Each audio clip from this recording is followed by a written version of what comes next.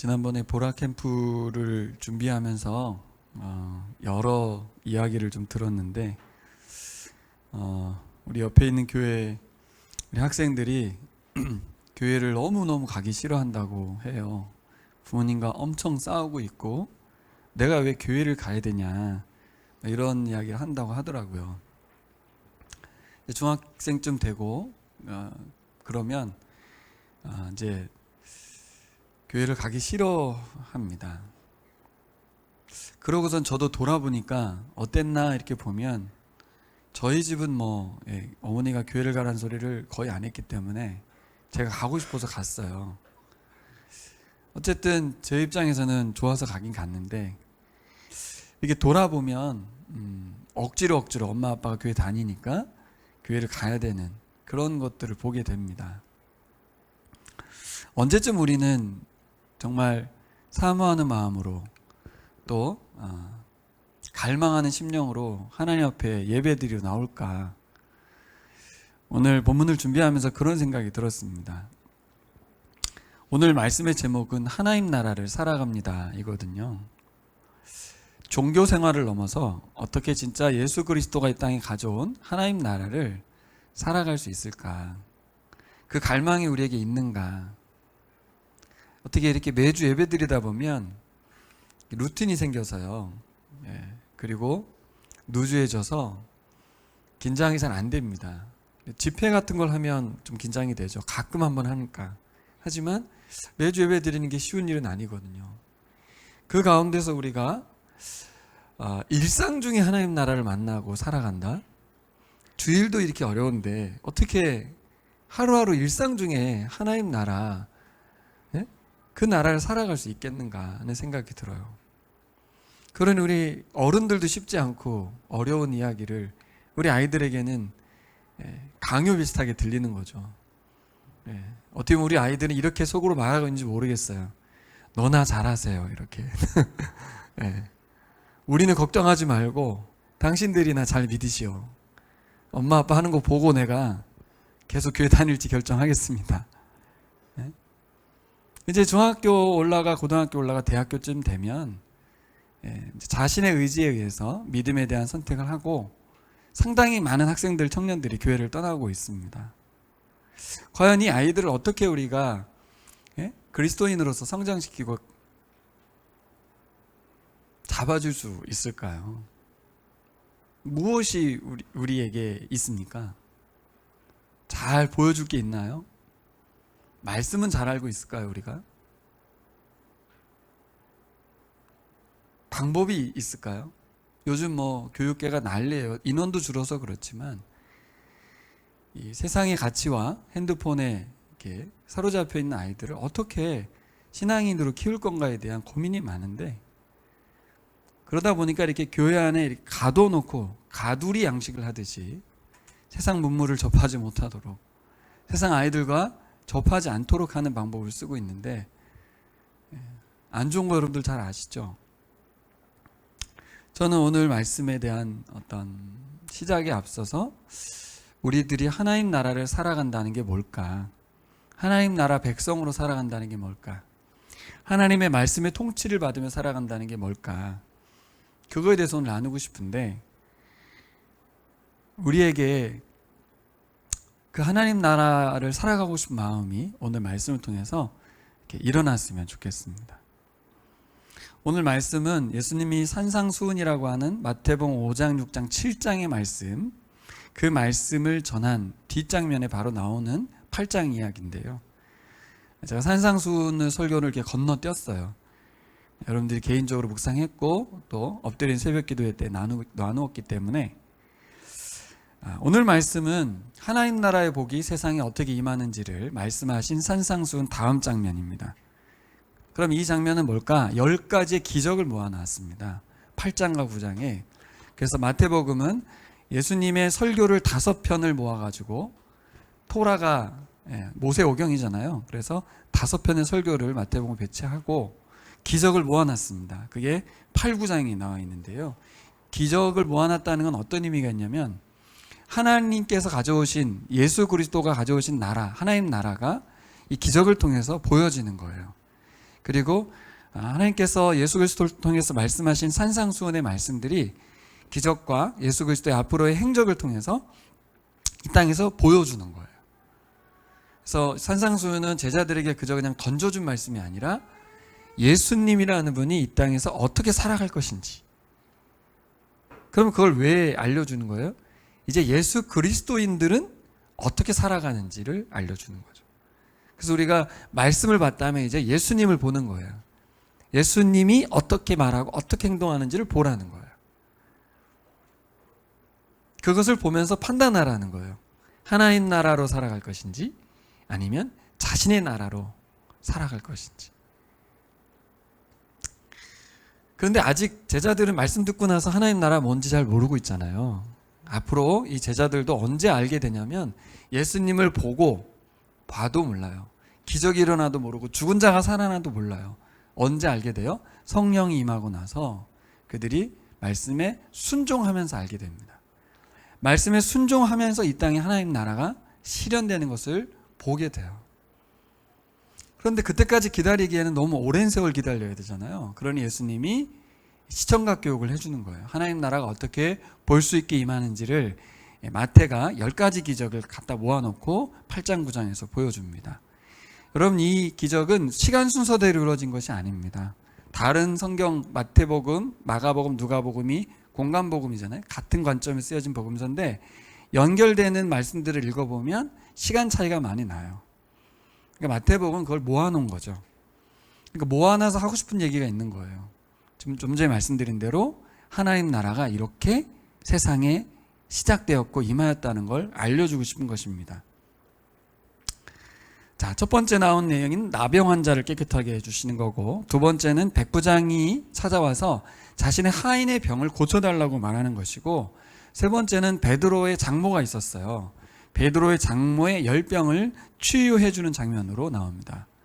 그 다음에 나오는 이야기는 사람들이 많은 사람들을 데려왔어요. 두 종류의 사람, 귀신 들린 사람들. 예수님 귀신을 떠나보내고, 두 번째는 병든 자들을 데려왔죠. 병든 자들을 다 고치셨습니다. 이게 이제 오늘 본문에 나온 내용인데, 두 가지 공통점이 있어요. 오늘 3명의 병자를 고치시는데 두 가지 공통점인데, 하나는 예수님의 치유 이적이 시간이 안 걸리고 즉시로 시행된다는 거예요. 예수님이 말하자마자, 손대자마자 완전히 깨끗하게 다 나아버렸다는 거예요. 무엇을 의미해요? 하나님 나라가 아주 즉각적으로 임했다라는 것을 말하고 싶은 거예요. 그동안 우리가 읽을 때는 이게 병 고쳤나 보다, 귀신이 떠나갔나 보다 그렇지만, 질병이 치유되고 귀신이 떠나가는 것은 하나님 나라의 시작과 임재에 대한 아주 놀라운 현상이거든요. 근데 그게 즉각적으로 시작되었다, 이것을 오늘 기적들이 보여주고요. 두 번째는 이 치유의 대상자들이 특징적으로 사회적으로 소외되고 차별받는 사람들이었다는 거예요. 첫 번째는 나병 환자였잖아요. 그렇죠? 나병 환자가 갖는 특징이 뭐예요? 부정한 사람이기 때문에 이 공동체에서 격리되어 있던 사람들. 두 번째 사람은 백부장인데요. 로마의 백부장, 100명의 군인을 통솔하는 사람. 100명이면 군대에서 직급이 어떻게 되나요? 경일 집사님? 네, 소대장, 중대장 정도 된대요. 군대랑 갔다 와가지고. 근데 우리 들어도 잘 모르겠죠? 중대장, 소대장이 어느 정도인지. 네. 참, 100명을 통솔하는 중대장, 소대장 밑에 부하가 몇 명이나 있을까요? 또 그 밑에도. 중대장은 소대장이 10명이 있을 수도 있고. 그렇죠. 그렇게 하면 이제 이해가 되는 거예요. 그냥 100명이 아니고 그 밑에 또 다시 부하가 있고, 부하가 있는 100명을 거느리고 있다는 건 상당한 위치일 거예요. 그리고 당신이 인구가 많지 않았기 때문에 100명 정도의 통솔을 했다면 지금의 중대장, 소대장이 아니라 대대장 정도는 되겠죠. 그런데 그 로마의 장군이 누구 때문에 왔냐면 자신의 하인 때문에 왔어요. 하인이 중풍병 걸렸다고 예수님한테 고쳐달라는 거예요. 뭐예요? 이 로마의 장군은 어떤 사람이냐면 이방인이에요. 유대인이 아닌 거죠. 마태복음은 유대인의 복음서거든요. 그런데 뭐라고 나왔냐면 이방의 백부장이 와서 예수님께 고쳐달라고 했다는 거예요. 그것도 잘 아시죠? 뭐라고 말했어요? 환자를 데리고 온 것도 아니고 예수님이 가겠다 그러니까 아유 뭘 가십니까? 여기서 말씀만 하시면 낫습니다.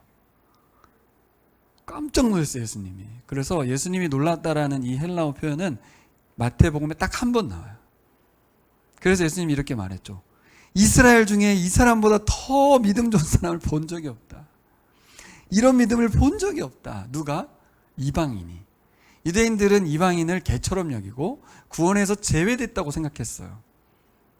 마치 우리 기독교인들이 이슬람 교인을 막 혐오하고 배제하듯이, 동성애자를 배제하듯이 인간 취급 자체를 안 했는데 그가 이스라엘보다 더한 믿음으로 예수께 왔다는 거죠. 세 번째 사람은 베드로의 장모님이신데 아마 얘기는 가버나움이기 때문에 그 지역이 가버나움 베드로의 장모집이면 아마 예수님이 많은 활동의 어떤 근거지로 베드로의 장모님 집에서 또 베드로의 집에서 이렇게 하지 않았겠는가 이렇게 봐요.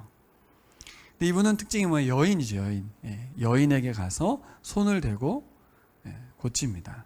근데 반응들이 어떻게 나요? 즉시 나는 거예요. 나병 환자도 즉시로 모든 병이 다 나와버리고 차도가 생기는 정도가 아니라 그냥 즉각적으로 나병 환자가 되고 본문에 기록되어 있죠.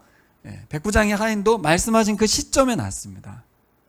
그리고 베드로의 장모님도 열병을 이렇게 치료했는데 왜 앓고 나면 후유증도 있고 이렇게 힘이 없잖아요. 근데 그 다음 말이 뭐냐면 일어서서 수종드니라. 그 말이 왜 있는 거냐면 그만큼 완전히 회복됐다. 차도가 있는 정도가 아니라 온전한 상태로 회복돼서 수종들 만큼 회복됐다. 이런 의미예요. 그러니까 이 성경에 있는 표현들은 그냥 쓴 게 아니에요. 뭘 계속 강조하고 있어요? 예수 그리스도가 가져온 하나님 나라는 놀라울 정도로 즉각적으로 임했고 그것을 믿음으로 반응한 사람들에게 하나님 나라가 임했는데 특별히 그 대상이 사회적으로 격리되고 혐오의 대상이고 소외됐던 사람들인데 그들에게 하나님 나라가 임했다는 거예요. 여러분 그들의 마음이 어땠을까요? 그들의 마음이 그 당사자의 마음 표현 안 해도 알겠죠. 그럼 그 옆에 있던 사람들 그 예수님 옆에서 구경했던 제자들 기분이 어땠을까요? 그것을 보는 순간 사람들이 엄청나게 열광했죠. 즉각적으로 이 기적이 막 폭발적으로 일어나고 있는 상황 속에서 사람들이 엄청나게 몰려왔습니다. 그러니 제자들은 얼마나 흥분됐겠어요. 사람들이 막 몰려드니까. 왜요? 아버지도 버려두고 배도 버려두고 예수님 쫓아왔거든요. 그러니까 내가 잘 따라왔다. 예수님을 잘 선택했어. 와, 맞아. 근데 예수님이 갑자기 배 타고 건너편으로 건너가겠다는 거예요. 사람들이 오는 거에 대해서 피하시고 넘어갑니다. 마가복음은 더 적극적으로 그들과 멀어지시거든요. 근데 또 거길 쫓아왔어요. 누가 쫓아왔습니까? 2명의 사람이 쫓아왔습니다. 한 율법사, 서기관이 쫓아왔고 또 한 제자가 찾아왔다고 그래요. 사람들이 이렇게 계속 몰려들고 있는 상황 속에서 벌어지는 이야기입니다. 여러분, 우리들이 살아가는 삶의 현장에도 하나님 나라가 임하기를 소망합니까? 이런 일들이 막 즉각적으로 임하고 그리고 막 약하고 어려운 사람들이 막 한 번에 좋아지고 그랬으면 좋겠습니까? 그런 일이 벌어지면 우리 예언이 어떨 것 같아? 교회 다니는 게 좀 괜찮아질 것 같아? 예량이는 어떨 것 같아? 여러분들은 어떻습니까? 그런 일들이 내 눈앞에 펼쳐지면 교회 다니는 게 힘들지 않고 즐겁고 신날 수 있을까요? 왜 이 시대에는 그런 기적도 없고 하나님 나라도 없는 것 같고 왜 그럴까요? 예수님 당시에만 있었던 일이고 예수님은 죽고 끝난 건가요? 그런 건 아닌데. 그러니까 이 시대에 하나님 나라를 사랑한다는 건 뭘까? 그것은 여기 나와 있는 이 사람들의 믿음의 반응을 살펴보면서 원리를 찾아야 되겠죠. 예수님이 이 땅에서 보여준 것은 상징적인 것이었어요. 그것을 통해서 뭔가 메시지를 주고 그 원리를 제공해서 계속해서 하나님 나라는 이 땅에서 확장되고 있고 살아갈 수 있는데, 도대체 이 병자들은, 또 이 백부장은 어떻게 하나님 나라를 경험할 수 있었냐는 거예요. 두 번째는 구경꾼들이에요. 구경꾼들. 제자들과 그 무리들이 그것을 보는 순간 완전히 황홀해졌잖아요. 예수님을 막 계속 쫓아다닌 거 아니겠어요? 그들이 바란 게 뭐겠어요? 병 치유되고 귀신 쫓아내는 것만이 아니거든요.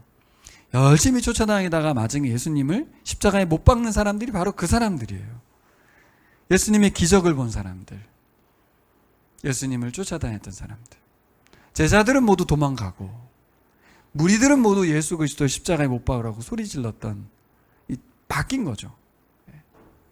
그들은 하나님 나라가 이 땅에 임한 것을 보고 황홀해서 쫓아다녔는데, 예수가 십자가에 달리는 순간 모든 것을, 기대가 큰 만큼 실망이 장난이 아니었겠죠.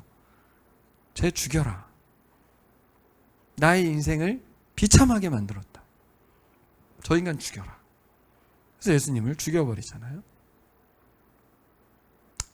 이 마태복음에 기록된 이 패턴이 혹시 우리 신앙생활에도 드러날까 봐 조심스럽습니다. 무엇을 바라고 무엇을 얻기 위해서 우리가 예수 그리스도를 쫓아 이 주일날 매주 예배를 드리고 하나님 앞에 나올까? 우리도 이 땅에서 하나님 나라를 경험하고 싶은데 어떻게 하면 경험할 수 있는지 원리를 마태가 제공한 거예요. 일단 그것을 캐치했으면 좋겠어요. 그래서 우리가 살아가는 일상에서도 하나님 나라를 경험하기를 소망합니다. 경험만 하는 게 아니라 날마다 살아갔으면 좋겠습니다. 근데 그 원리 두 가지를 한번 살펴보려고 해요. 여러분도 묵상을 해서 다 아시겠지만 제가 전체적인 내용 간략하게 설명을 했고, 이들이 가지고 있는 믿음은 단순했습니다. 너무너무 단순했어요. 엄청 많은 훈련이 필요하지 않아요. 엣지 있는 통독 지도자 세미나 10시간 걸리던데 필요 없어요. 그냥 딱 한순간이면 돼요. 예수님의 말씀을 믿는 거죠. 그 말씀을 믿으면 게임 끝이에요. 오늘 사람들 보세요. 어떤 상황이었어요? 나병 환자 입장에서 예수 그리스도께 나아가는 장애물이 너무 많아요. 그 당시 사회적인 상황들이 그는 격리되어 있었고요. 사람들과 부딪히기만 해도 부정을 타기 때문에 움직이면 안 되고, 그러다 걸리면 돌 맞아 죽는 거죠. 목숨 걸고 나온 거예요. 왜요? 예수 그리스도가 자기 병을 고칠 거라는 확신 가지고 나온 거거든요. 근데 그 확신이 어디서 나타났습니까? 예수님 만난 적도 없고 본 적도 없는데 그들은 말씀을 들은 거예요. 구약 성경의 말씀, 예언된 말씀의 성취자로 예수가 왔다는 소리를 들은 거예요. 그리고 그는 실행에 옮깁니다. 어디로? 그 먼 길일 수 있는, 격리되어 있는 그 지역에서 사람들이 많이 부딪힐 수 있는 그곳에 온몸을 숨기고, 온몸을 숨기면 일단 의심스럽잖아요. 많은 장애물들을 통과해서 예수께로 간 거거든요. 여러분, 하나님 나라는 이게 있어야 하나님 나라가 임하는 거더라고요. 예수님이 가져온 하나님 나라는 그냥 일방적으로 임하는 게 아니고, 우리가 그 말씀에 순종할 때, 그 말씀을 믿을 때, 그렇죠? 믿음이 곧 순종이기 때문에 이분들은 예수 그리스도의 치유에 대한 확신을 갖고 찾아왔어요. 백부장은 또 어떻습니까? 백부장 뭐 말할 나위 없는 사람, 자신은 이방인입니다. 그리고 이 사람 참 멋있죠. 자기 부하 종의 병을 고치겠다고 찾아왔어요. 자기 병도 아닌데. 그런데다가 와서 뭐라 그래요? 말씀만 하십시오. 제가 백부장인데 군대에서도 보면 상관이 지시하면 밑에 있는 사람이 이리로 가라면 이리로 가고 오라면 오고 그럽니다. 이 표현 속에 이분의 예수님에 대한 이해가 담겨 있는데, 예수 그리스도의 말씀은 시인과 동시에 그대로 움직여지면 결과가 나타난다는 걸 알고 있는 거예요. 그만한 강력한 권세가 있다는 걸 알고 있죠. 좀 무식한 적용이기도 했어요. 군대식 적용이었으니까. 하지만 예수님께 대한 이해가 어때요? 저분은 말씀으로만으로도 병을 고칠 수 있는 사람이 아닌, 그렇죠? 예, 신적 존재임을 인지했다는 얘기죠. 어떻게 환자의 상태도 안 보고 고칩니까? 무슨 병인지도 모르고 고치냐고요. 그분이 창조주시고 온 세상의 왕이시라고 하는 이 마태복음의 주제를 그대로 담은 사람이 바로 백부장이에요. 근데 예수님이 어떻게 하시는지 보세요. 나병 환자에게는 어떻게 하세요? 손을 대십니다. 백부장한테는 말씀만 해도 됐는데, 그렇죠? 사실 말만 해도 되는 것을 손을 댔다는 의미로 어떤 의미를 던져줍니까? 또 여인에게, 장모님에게, 베드로의 장모님에게 손을 대어서 또 고치시죠. 환자에게 손을 대는 행위 자체가 부정해지는 것인데 예수님은 손을 대어 고치는 일부러의 행위를 하세요. 뭐예요? 의사는 돈을 받잖아요. 당시 의사는 제사장이거든요. 그리고 여러 가지 조건을 달잖아요. 예수님은 소외되고 격리되고 고통 중에 있는 사람들의 병을 친히 손대어서 고치시는 왕이신데 자기 백성의 아픔을 돌보시는, 손대어 고치시는 세상 유일하신 분입니다. 여러분, 그분을 믿고 계신 거예요. 여러분의 주인 되시고 왕 되신 분은 세상은 다 조건을 걸고 돈을 받아서 자기 이익을 챙기는 사람들이지만 그분은 자신의 친히 손을 대어 주셔서 우리를 받아주시고 살펴주시는 분이십니다. 그분을 우리가 믿는 거예요. 교회를 그냥 다니는 게 아니고 그 예수 그리스도가 가져온 하나님 나라로 살아간다는 것은 그 예수 그리스도를 만나는 것입니다.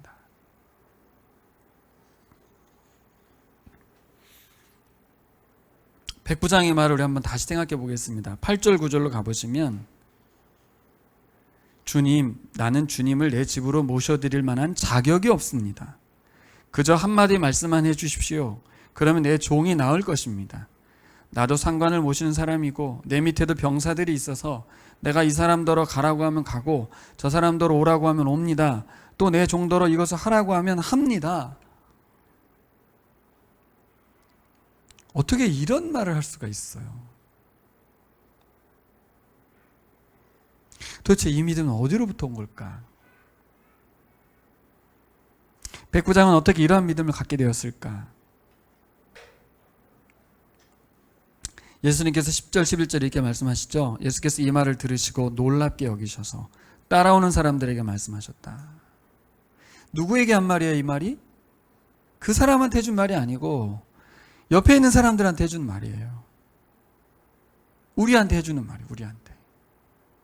이거 제자들한테 한 말이네, 유대인들한테 한 말이네 하지 마시고 내가 진정으로 너에게 말한다. 나는 지금까지 이스라엘 한 사람 가운데서 아무에게서도 이런 믿음 본 일이 없다.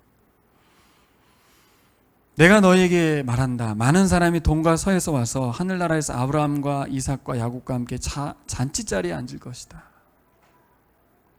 이 표현은 유대인의 복음서이기 때문에 유대인들은 혈통적으로 당연히 나는 하늘나라 가서 아브라함과 야곱과 이삭과 함께 먹을 거라는 생각에 빠져 있었지만 예수님은 아니라는 거예요. 믿음으로 가는 나라라는 거고 출신 성분으로 가지 않는다는 것이고 이런 믿음을 가진 사람이 없다 이렇게 말합니다. 이 말에 저기 확 다가왔어요. 그럼 여러분 순간 이런 마음이 들죠. 그럼 나는 못 가는데. 이렇게 저도 이 설교 들을 때마다 항상 시험 들었던 게 저 말대로 하면 나는 못 가는데. 응? 이런 믿음을 가진 사람만 간다는 거잖아요. 여러분, 이런 믿음에 대해서 우리가 들으면 두 가지 반응이 있어요. 첫 번째, 구경하면서 너무 좋아하는 거예요. 옆에 있는 사람들처럼. 와, 예수님 오셔서 이 땅에 기적이 일어나고 하나님 나라가 시작되어서 너무나 정말 너무 좋다. 근데 예수님이 한 말을 보면 이런 믿음을 가진 사람이 없다.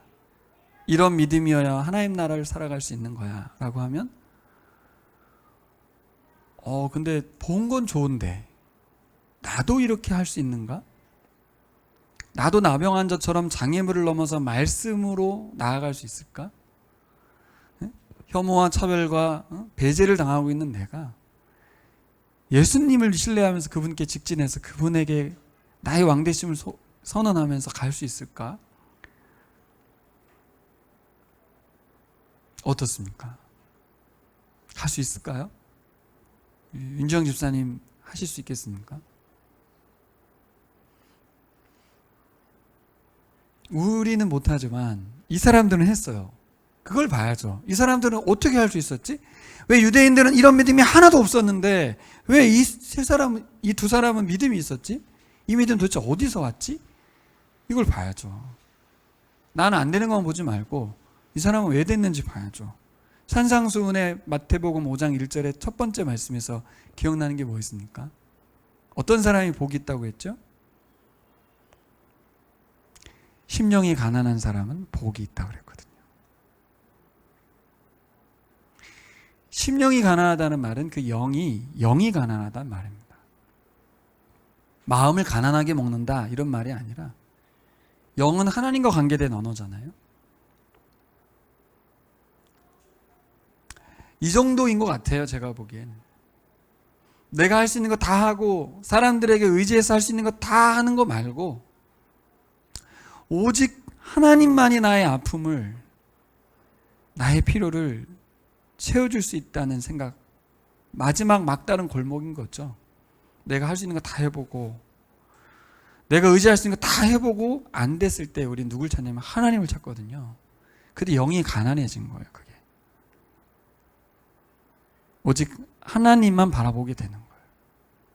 언제? 광야에서는 내가 힘써도 되는 게 없거든요. 근데 지난번에 말씀드린 것처럼 우리 일상이 광야라는 것을 안다면 하나님께 대한 갈망, 그분 한 분만에 대한 갈망, 그것일 때 그분께 갈 수 있는 거예요. 나병 환자가 그렇지 않습니까? 심령이 가난한 상태잖아요. 그렇죠? 한번 베팅해 본 건가요? 가서 고쳐지면 좋고 안 고쳐지면 말고 그런 건가요? 그렇지 않습니다. 여러분, 절박함이 이 믿음을 가져왔을까요? 너무 고통스러우니까? 그러면 절박한 사람들은 다 믿음 좋게 해요? 오히려 절박한 사람들은 성질이 이상해지고 하나님을 원망하기 바빠요. 하나님께로 가지 않아요, 여러분. 영이 아무나 가난해지는 게 아니더라고요. 그리고 우리 첫 번째 기도 제목은 우리 영이 가난해지기를, 하나님 그분만을 사모하고 그분만 갈망하기를, 내 상태가. 근데 왜 내가 자꾸 하나님의 갈망이 약해질까요? 뭔가 거기다 채우고 있는 거예요, 여러분. 나의 영적인 그 자리에 하나님이 아닌 다른 것을 채우고 있는 거예요. 그걸 덜어내지 않는 이상 하나님이 들어올 자리도 없어요. 백부장에게도 그 믿음이 있었죠. 이방인이고 뭐고 상관없어요. 예수에 대한 그 말씀으로 들린 그 들은 말씀에 의해서 예수는 왕이신 거죠. 온 세상 통치자시고. 그분에 대한 이분의 반응은 말씀만 해달라는 거였거든요. 치료의 행위도 필요 없고 주술도 필요 없고 당신의 말씀은 생명입니다 라는 백부장의 고백이 있었어요. 여러분에게도 이 믿음이 임하기를 소망합니다. 정신을 맑게 하죠, 우리를. 예수님을 이분들은 이렇게 알고 이해했구나.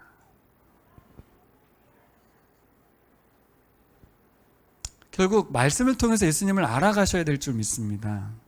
예수님 아는 줄 알았잖아요. 근데 우리가 백부장보다 모르잖아요. 나병 환자보다 모르고 있죠. 모른다는 걸 우리가 어떻게 알아요? 나병 환자처럼 예수님께 가지 않잖아요. 백부장처럼 예수님께 가지 않죠. 우리 일상 중에도 예수 그리스도가 함께 하심에 대해서 관심이 많지 않잖아요. 영이 가난하지 않잖아요. 그러니까 우리가 알긴 아는 것 같은데 믿음이 없는 거예요. 이제 막 사람들이 몰려들었죠. 두 사람이 나타납니다. 오늘 샘플링으로 두 사람 나왔는데 첫 번째 사람은 율법사입니다. 그가 와서 한 말이 뭐예요? 주님이 어디로 가시든지 제가 따라가겠습니다. 이렇게 말을 합니다. 그러면 예수님이 오케이, 어이, 너무 좋네. 이렇게 해야 되는데 예수님이 하신 말씀은 뭐예요? 인자는 머리 둘 곳이 없어. 새도 집이 있고 여우도 굴이 있는데 나는 집이 없어. 그 다음에 그의 반응은 없어요. 여기 신기하죠? 뭔가 있을 것 같은데 없어요. 이 이야기 마태가 왜 썼겠어요? 이 사람 얘기를 꺼내서 우리한테 하고 싶은 얘기가 있는 거예요. 당신들은 어떻게 하겠냐는 거죠. 우리는 그동안 하나님 나라에 대한 오해가 있었어요. 이 앞에 거만 보니까 이야, 하나님이 가져오신 예수 그리스도가 이 땅에 펼치신 나라는 귀신이 떠나가고 질병이 치유되고 기적이 일어나고 엄청 행복해지는 나라구나. 근데 이 다음 말은 너무나도 충격적인 거예요. 하나님 나라 백성이 되면, 예수 그리스도를 따르게 되면 집도 없어. 보장이 없어. 좋을 거 별로 없어. 그래서 나를 따라오겠니? 상당히 꼬였죠, 지금 생각이. 뭐지? 예수님을 따르면 뭔가 얻을 게 있을 거라고 생각했는데 예수님은 처음부터 말했어요. 나를 따라오면 십자가를 지어야 하는 거야. 나의 방법은 십자가밖에 없어. 나는 그 길을 가고 있어. 그렇게만 말하시고 답이 없어요. 이 사람이 따라왔는지 돌아갔는지 답이 없어요. 우리에게 주는 메시지입니다. 다시 생각해 보세요, 여러분. 하나님 나라를 사랑한다는 게 뭘까? 날마다 기적을 보는 것일까? 우리의 필요가 채워지는 것일까? 아니. 우리의 필요를 채워주러 오신 분이 아니세요. 두 번째 이야기가 우리에게 더 충격적이죠. 그 다음은 제자가 왔다 그랬습니다. 제자. 이 표현이 참 그래요. 분명히 제자라고 표현된 이 사람에게 뭐라 그래요? 주님, 제가 주님을 따라가기에 앞서 먼저 장례부터 치르게 해달라. 그렇죠? 장례를 치르게 해달라고 요구하지 않았어요? 장례를 치르는 건 뭐예요? 율법적으로도 당연한 것이고 그래야 하고 10계명 5계명에 부모를 공경하라는 말이었잖아요. 그렇죠? 근데 누구 장례입니까 이게? 아버지 장례예요. 아버지 장례. 근데 예수님 뭐라고 그래요?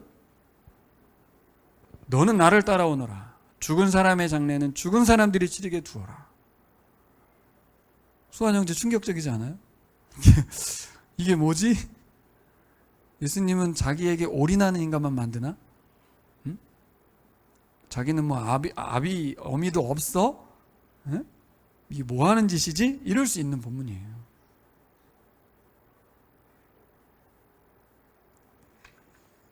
근데 이 사람도 뭐예요? 어떻게 했어요? 22절. 그 다음에 답이 있어요? 없어요? 없어요. 어떻게 했는지. 말이 없어요. 그러니까 마태는 기록하기를 이 사람이 어떻게 했느냐가 중요하지 않고 이 메시지를 우리들에게 전하고 싶은 거예요.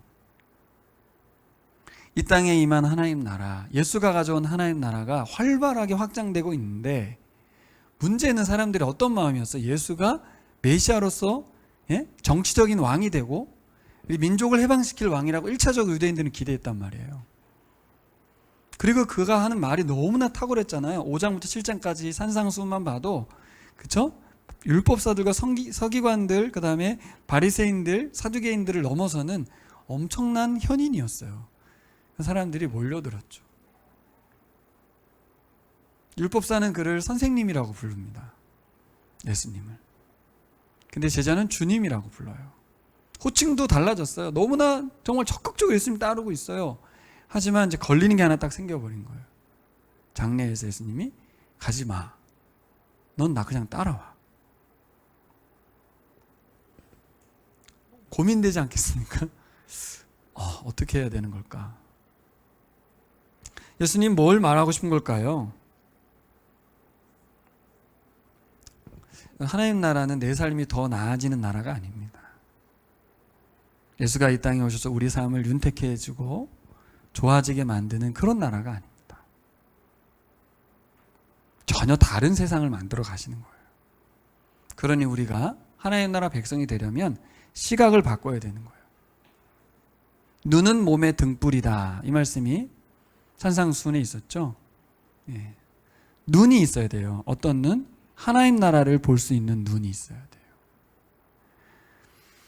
나병 환자와 백부장에게 예수님을 보았던 눈이 있었던 것처럼 우리에게도 예수님을 바라보는 눈이 있으셔야 볼 수 있어요. 예수님을 보는 사람만이 그 길을 따라갑니다. 근데 내가 바라고 있는 내 안의 눈 있죠. 세상적인 눈으로 예수를 보면 따라가는 걸 그만해야 돼요. 나중에 가면 그를 죽일 사람이 되는 거예요, 우리는. 그걸 채워주러 오신 분이 아니라는 걸 미리 선언해 주는 거예요. 그 뒷말이 중요하잖아요. 뭐라고 그래요? 죽은 자의 장례는 죽은 사람들끼리 치르게 하고 넌 나를 따르라. 이게 무슨 말이에요? 제자에게 한 말이라는 걸 기억하셔야죠. 제자라면 이제 어떤 제자가 된 거예요? 하나님 나라 제자가 됐다는 얘기는 죽은 사람들 뒤치다거리 하는 게 아니라 사람들을 살리는 사람이라는 거죠. 장례를 치르는 것이 중요하지 않다는 얘기를 한 건 아니에요. 아들로서의 윤리적인 인륜을 저버리라고 말한 게 아니에요. 그럼 뭐예요? 나의 제자는 생명 살리는 사람들이다. 장례를 치른다는 것 자체는 형식인 거고 또 사람들이 죽어가는 건 계속 죽어갈 건데 우리는 뭐예요? 죽은 사람 뒤치다거리는 하는 사람이 아니고 생명을 살리는 사람들이죠. 앞에 사건들이 뭐였어요? 그들 소외된 사람들, 격리된 사람들 예수님 친히 만나주시고 손대주시고 그들을 공동체로 끌어들여 주시고 하나님 나라 백성으로 만들어 주시러 이 땅에 오셨습니다. 우리도 그거 하러 온 거예요. 그거 하려고 제자가 된 거예요. 그러다 보면 선택의 순간이 와요. 나의 이 땅에서의 삶의 패턴과 충돌이 온다고요.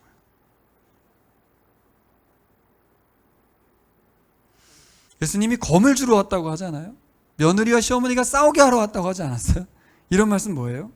예수 믿고 나면 이 땅의 이 법칙과 윤리, 제도와 충돌이 일어날 수밖에 없다는 얘기를 한 거예요.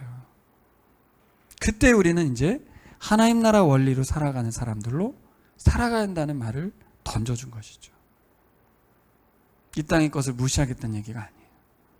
하지만 우리는 새로운 하나님 나라 백성이 되었다는 걸 인지해야 되는데 특별히 제자라면 사회적 통념마저 뒤로 하고 뭘 따라야 돼요? 예수 그리스도의 가르침을 뒤따르라는 거죠. 자, 이 시점에서 반응이 갈리는 거예요, 여러분. 아주 그냥 정확하게 갈리는 거예요. 예수님 말씀에 사람들이 갈리는 거예요. 사회적 통념을 뒤로 하고 나의 말을 따르라는 이 말 속에서 사람들이 그냥 내가 막 선택하고 싶어 선택하는 게 아니라 자연스럽게 자신이 어떤 존재인지가 샥 나눠지는 거예요. 아, 나는 그만 따라갈래. 이런 예수는 싫어. 또 여기서 하나님 나라를 볼 수 있는 눈이 열린 사람은 그게 무슨 말인지 알아듣기 때문에 갑니다. 따라갑니다. 이거는 자신의 선택도 아니에요. 자신이 예수님을 얼마나 알고 있느냐에 따라 예수 그리스도의 말씀을 얼마나 이해하고 있느냐에 따라 반응하는 것이지 그래도 따라가 볼래 이렇게 되는 게 아닌 것 같아요. 오늘 여러분에게 도전적으로 주는 말씀은 제 말이 아니고 예수 그리스도가 하신 말씀이고 마태가 우리에게 전달하는 말씀이에요. 하나님 나라를 사랑한다는 건 나는 좋은 쪽으로만 해석해 왔어요. 제가 진짜 그동안 그랬어요. 제가 이번 설교를 준비하면서 하나님 나라를 사랑한다는 것은 목숨을 거는 거다. 누가 그랬어요? 나병 환자가 걸렸다간 죽는 거예요, 그냥. 근데 그 죽음을 각오하고 하나님 나라로 들어간 거죠. 예수 그리스도께로.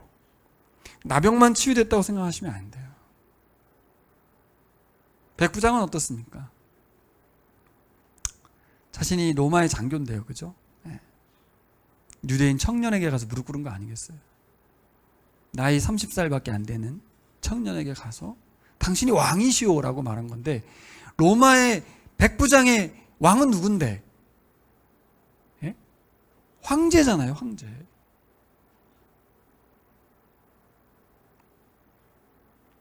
그는 예수님을 왕으로 인정하고 모시기 시작한 거죠. 그렇다고 백부장을 때려친 건 아니잖아요. 그죠? 이제 예수 그리스도를 나의 왕으로 삼고 믿음으로 살겠다는 결단이 있었던 것 같습니다. 여러분, 우리에게도 예수님을 따르는 것에 대해서 물어보는 것 같습니다. 제자로 살 것인지, 예수님을 따르는 사람으로 살 것인지, 아니면 그냥 무리로, 구경꾼으로.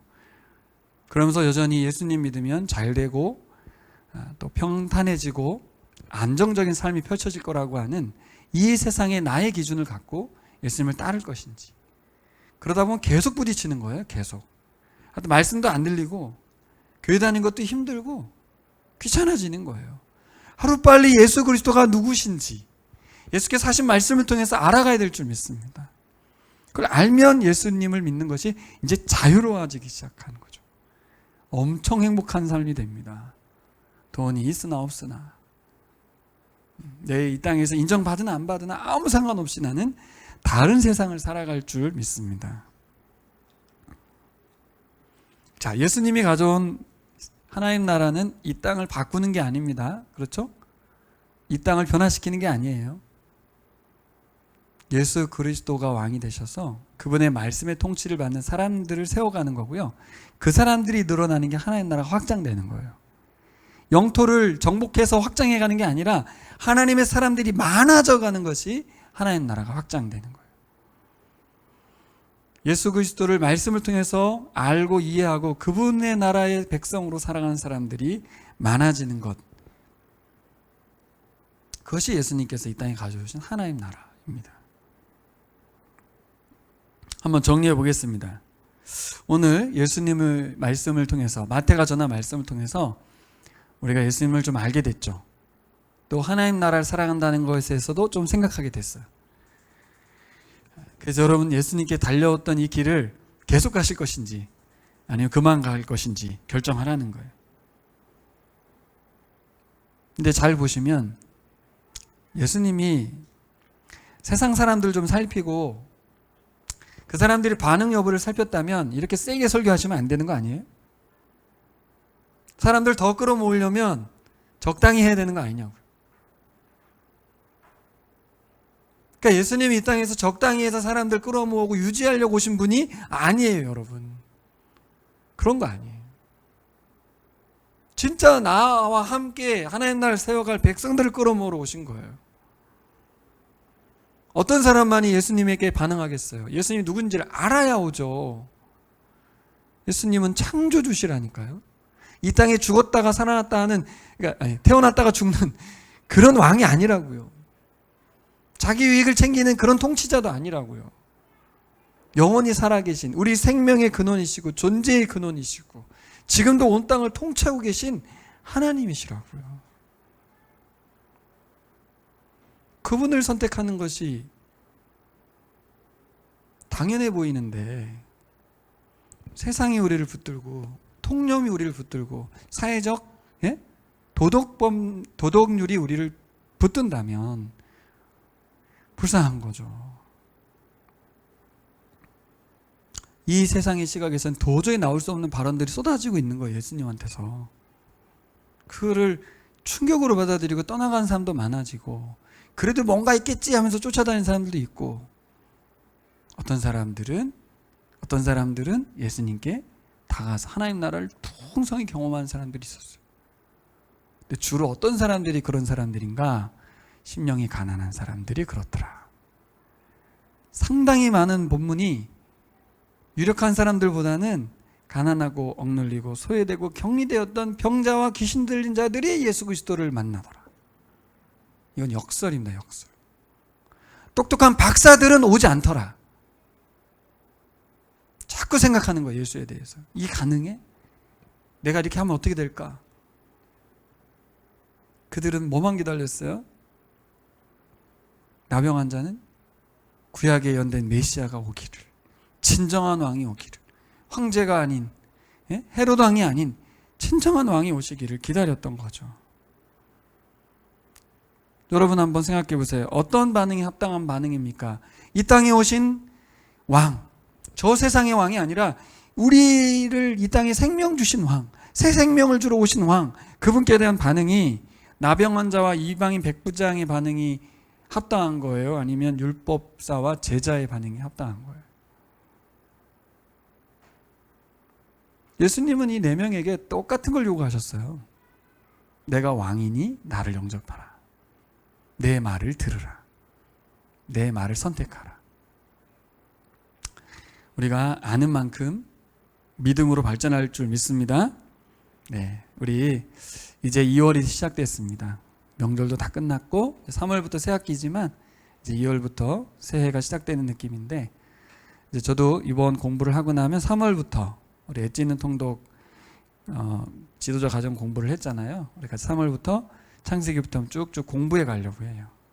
묵상도 하고 공부도 해가고, 그러면서 이 눈을 뜨길 원합니다.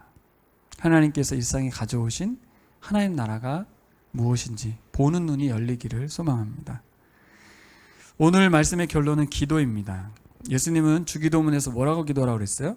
하나님 나라가 임하게 해 주소서. 이 말은 다른 말로 하면 하나님의 통치를 받으며 살아가게 해달라는 기도입니다. 오늘 본문과 연결시켜 보면 주님을 알게 해주십시오 라는 기도일 거예요. 그 다음 하나님 나라 가치에 눈이 열리게 해달라는 기도겠죠. 세상 가치로만 살아가고 있는 나에게, 돈과 명예와 성공이 나의 가치인 나에게 예수 그리스도가 가진 십자가의 눈이 열리기를 기도해야 될 것입니다. 그 다음은 우리가 예수님처럼 말씀에 순종하는 사람이 되게 해주십시오. 그래서 하나님 나라를 살아가게 해주십시오.